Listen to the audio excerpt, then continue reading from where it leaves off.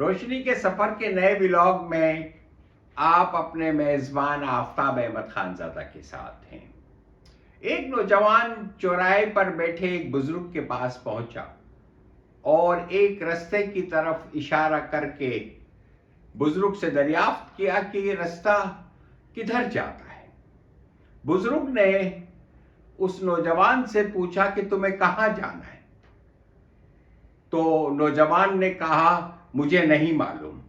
تو بزرگ نے جواب دیا تو پھر تو کسی بھی رستے پہ چلے جاؤ، کوئی فرق نہیں پڑتا۔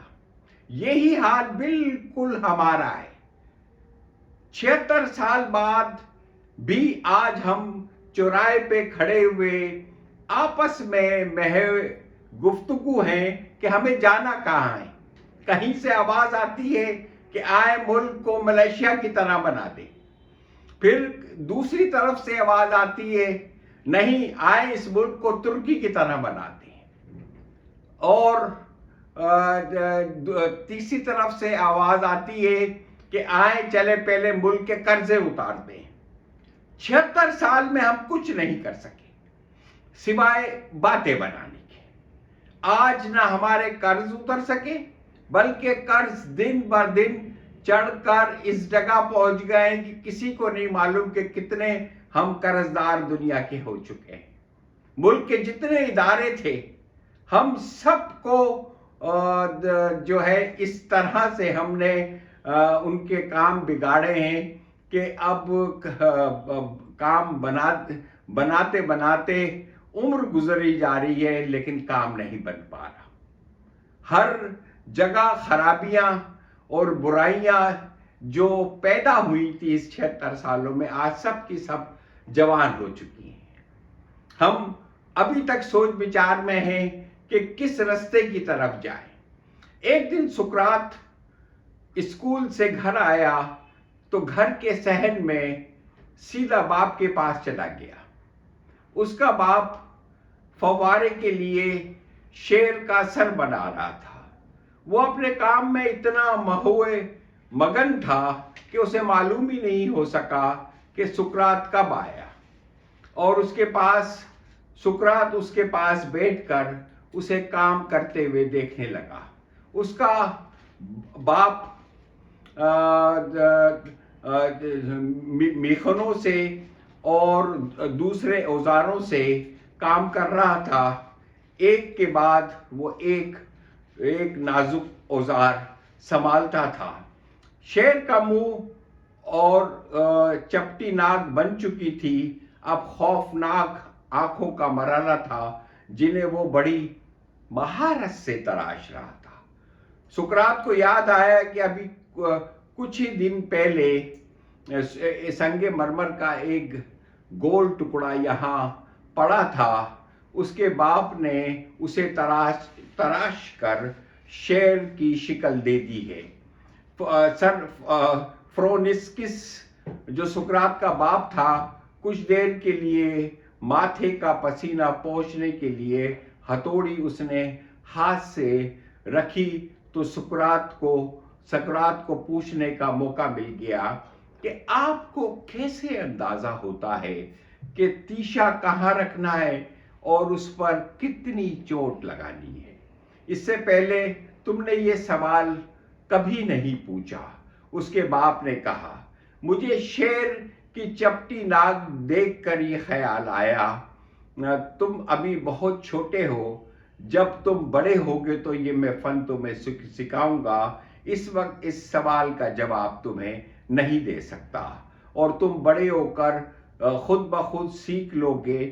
ابھی جاؤ، اسکول جاؤ، ورزش کرو اور اپنے ہاتھ پاؤں مضبوط کرو، تو پھر جب تم بڑے ہو جاؤ گے تو پھر یہ فن میں اسی طرح سے سکھاؤں گا جس طرح تمہارے دادا نے مجھے سکھایا تھا۔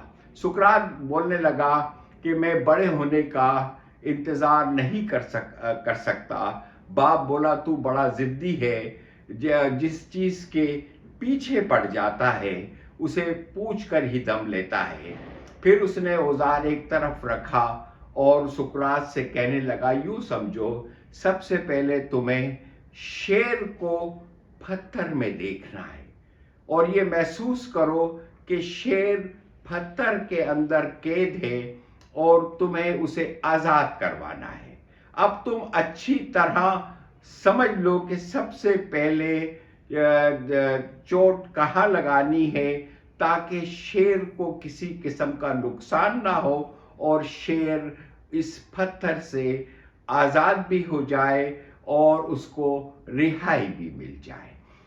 یہ جو بات سقراط کے باپ نے سقراط سے کہی تھی، وہی بات ہمیں بھی بہت زیادہ سمجھنے کی ضرورت ہے کہ جب تک ہم اس شیر کو نہیں دیکھیں گے، ہم اپنے اس مرحلے کو نہیں دیکھیں گے، اس انتہا کو نہیں دیکھیں گے کہ کہاں پہنچنا ہے، جب تک ہمارے ذہن میں خاکہ نہیں ہوگا کہ کس طرح سے یہ ریاست چلانی ہے، کس طرح سے خراب اداروں کو دوبارہ کھڑا کرنا ہے، ملک سے کرپشن، غربت کا خاتمہ کس طرح سے ختم کرنا ہے، لوگوں کی بے بسی اور مایوسی کو کس طرح سے ختم کرنا ہے، جب تک ہماری بات یہ ذہن میں نہیں ہوگی کہ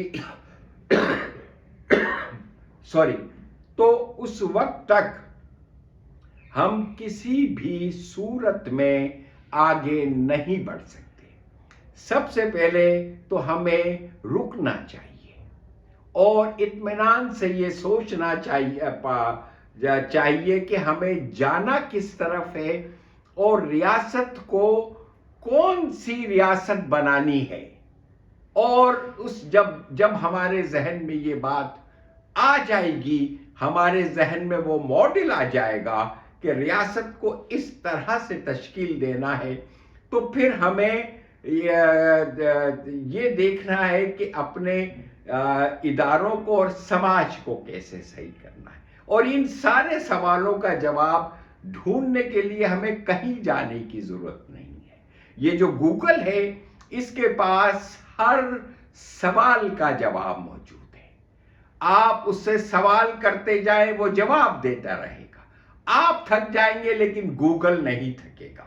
اور یاد رکھیں، کوئی مسئلہ ایسا نہیں ہے جو ہم کو درپیش ہے اور جس کا جواب گوگل کے پاس موجود نہ ہو۔